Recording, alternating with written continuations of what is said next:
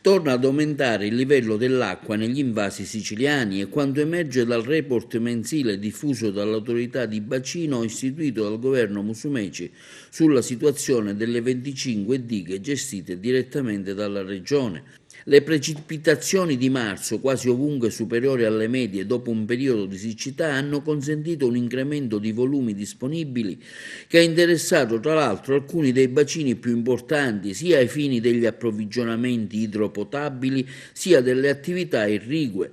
Nel dettaglio, al primo aprile gli invasi gestiti dalla regione hanno accumulato ben 578 milioni di metri cubi di acqua, recuperando un'importante quota rispetto a marzo, quando si erano fermati a 533. Il livello resta così poco più basso rispetto allo scorso anno, quando furono raggiunti i 639 milioni di metri cubi d'acqua, ma la crisi è scongiurata anche perché, spiegano gli esperti, il beneficio delle precipitazioni di marzo non si esaurisce al solo incremento delle riserve, ma riguarda anche il minor fabbisogno irriguo durante il periodo primaverile, dal momento che ovunque i suoli sono stati portati alla massima capacità idrica di campo.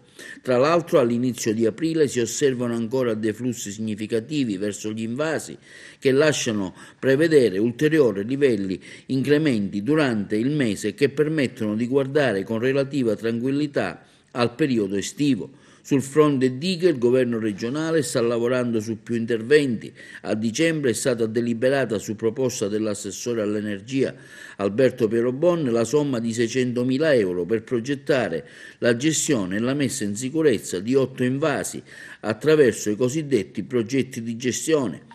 A beneficiare delle somme sono le dighe Arancio, Furore, Gorgo, Lentini, Paceco, Ponte Barba, San Giovanni e Santa Rosalia. Altri interventi di progettazione sono in corso per mettere in sicurezza gli invasi e aumentarne così la capacità.